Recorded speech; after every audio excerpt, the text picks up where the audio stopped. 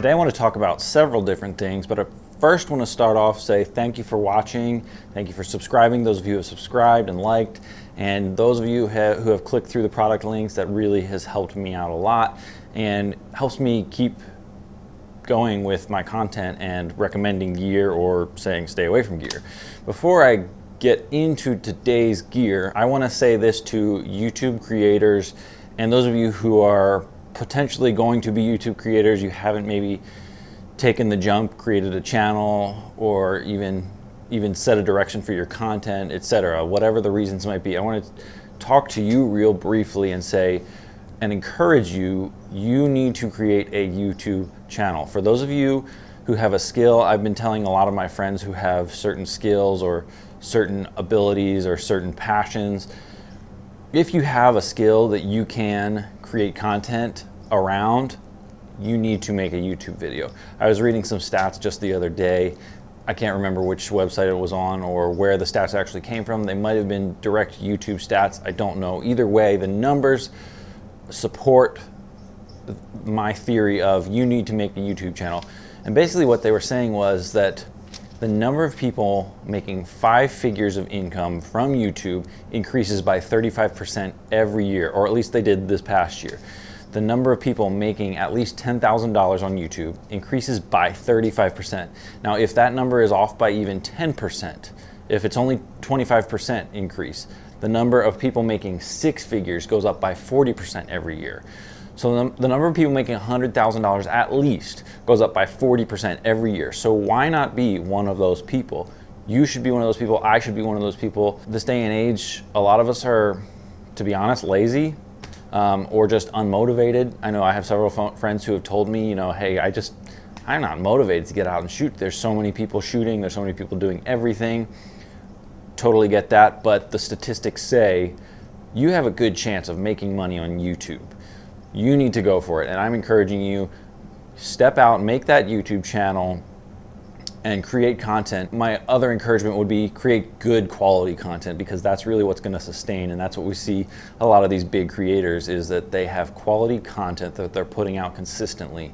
So just take the jump, start creating. I guarantee you that if you are consistent and you stay in it for the long haul, you'll do well. All right, so let's jump into this episode. So we're going to cover a few things, starting with my new Xeen 85 lens. I told you guys I would be doing some reviews on that, checking it out, and then we're going to check out an app really quick called Shot Lister, some short film scenes that we did for the Xeen 85 lens, talk about the Ursa Mini Pro 12K, and then Patreon. Starting with the Xeen 85, I just purchased this, I don't know, a week or two ago.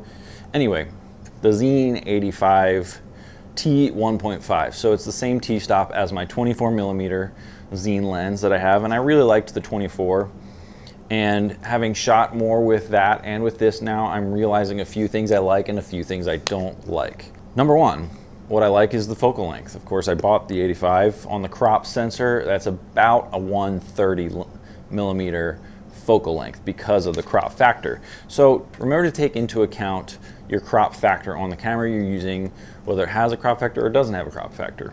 Remember that when buying certain focal lengths. If I were to buy the 135, it would end up being around a 200mm focal length, which I would actually like that a lot, but I figured I would use the 85 more than the 135 because the 135 would be specifically for outdoor shots, probably, you know, long shots, which we did a few of these long shots specifically for this lens. So I like that. Something else that I like about this 85 lens and the 24 is that it's got a wide focal range. So, you know, when you're pulling focus with a DSLR lens, you notice like you go from infinity to 3 feet away in, you know, a centimeter's worth of focus space. So it's like that, and your range is covered in such a short focus length. This, you have such a long, and you'll even see the markings the whole way around. You have a really good pull length, like lots of room to work with, so that your focus is really sharp. So I did a few tracking tests with with Gabe, who was I told him to walk down the alleyway and come back, and I just tracked him with the focus. And you got some really precise control with these cine lenses, and I really like that. Something I don't like is the T1.5. Well, I like that in theory, but it's really soft and has some pretty noticeable color distortion, particularly when you're focusing at infinity or around there, probably 100 feet to 200 feet and infinity, around that range. It's really soft at T1.5, and then the colors are noticeably distorted. You're going to see a lot of reds in your highs magentas in your highs, not reds. So that's something I'm disappointed with. But then when you crank it up to probably T4, T5, T6, around that area, most of those issues disappear. So you'll see some of these shots I did outside. Some of these are with the ND filter, the 7-stop ND filter that I told you guys about. And I'll put all the links to these products below. The products that I like will be below. And the products I don't like will not be below, because I will probably have returned them. But so if you crank it down to T4, 5, it's awesome. It's sharp, it's beautiful, colors look great, and still really smooth. So overall, I definitely like this lens. And what I also like is that it's the exact same size as the 24, so I can swap out the lenses without moving my follows focus, without moving my matte box or the body. It's perfect. And really, for the price, when they're on sale, now this is something you need to watch. I bought both of these at $1,800. They were previously $2,000, but every once in a while, it's pretty consistent now. Every month or two, these will go on sale for $1,500. And for a manual focus cine lens, that is an incredible price. I highly recommend these if you can afford them. Great tools, especially if you can get a wide range of focal lengths, like the 24, maybe the 50 or the 35, the 85, and the 135. There's a few others that they make. I don't know that I will buy them. I might, just to try them out and show you guys, but I like this with the Blackmagic 6K. Highly recommend these Zine lenses. Okay, really quick, I want to hit an app that I found. So for this episode, I was planning out some shots that I wanted kind of to build a short film with a narration over it. And I was going to just write them all down on a notepad like I do with my YouTube notes. But I decided I'm going to check out if there's an app, because I'm not going to want to bring this piece of paper to the shoot. It's going to get crumpled up. I'm probably going to lose it. I found an app called Shot Lister. And it's very basic. You can buy a subscription, which I don't know exactly what it does, apart from it does allow you to sync with other people who have Shot Lister. So say I'm writing down my scenes and my shots, it will sync with the DP and the AD and your director and your producer, and you can have everything right there synced. I haven't even checked out the prices, but I know that you can buy the subscription. The basic is good enough for me. I have my scenes. I only did 2 scenes so far. I'm going to add more because I have more ideas. But it's really nice. You have, here's scene 1, shot 1.1, 1.2, 1.3, down to 1.6. So all these for my first scene, camera A. I can set the lens. I want my first shot to be a wide angle shot with the 24mm. You can set everything in here. VFX, yes, no, what VFX? Flag it, camera setup. Really detailed shot lists. And again, that you can share with whoever. You can set who is going to be running camera 1. And then of course you can do the same. And what's nice is you can just drag and drop. So I want to move this shot. Actually, I want to, put this one first before that wide shot. I want a close up. You can very easily move them around. You can easily change settings, assign roles to whoever is on set, whoever's on crew, whoever's your grip, whatever.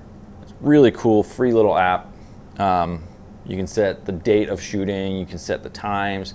Pretty awesome. Free app. Go check it out. Shot Lister. we've been taking a look at the shots with the 85mm lens, and you know, I don't know if I'm really sold on this lens yet. I think I might be interested in a longer focal length or possibly a shorter focal length, say the 50. If I'm shooting in a small room, I can't use the 85 because of the crop factor. So I'm not yet sure if I'm going to keep this lens. I like it, but I just don't know yet. Let's talk briefly about the Ursa Mini Pro 12K and 8K. There's an 8K version as well. But the 12K, what the heck? This just seems absolutely incredible. The fact that you can get 12K at 60 frames, no less, for $10,000 is mind-blowing, because I've used Reds, I've used $40,000 cinema camera, Red cinema cameras, and you know, they don't even, I think at 8K on a Red I can get 48 frames or so. The fact that you can get 60 frames at 12K raw with the new Blackmagic Ursa Mini Pro 12K is insane. And then 4K, you get 220 or 240 frames, whatever it is. Pretty insane for 10 grand. And I haven't checked out the price on the 8K version, but I'm sure it's pretty awesome as well at a cheaper price point. I think I'll try to pick one of these up at some point. Not yet, but it's definitely giving Red a run for its money. So check it out. Something else I've been paying attention to lately as well is the Red Komodo. There's a lot of test footage demo units out there already. I don't know if they've started shipping them. This camera looks cool, and if it stands up to Red's look that they are able to produce with their sensors, then this could be an awesome camera for $7,000. I'm anxious to potentially check it out if I can get my hands on one. And of course, those videos will come later down the road. There's so many cameras, so many options now, and Sony just announced that they will be announcing a camera on the 28th of this month, which is exciting. And here's hoping that they offer something to compete with the market, because right now there's so many new cameras coming out. There's the Canon EOS R that shoots 8K that just came out, which is pretty incredible.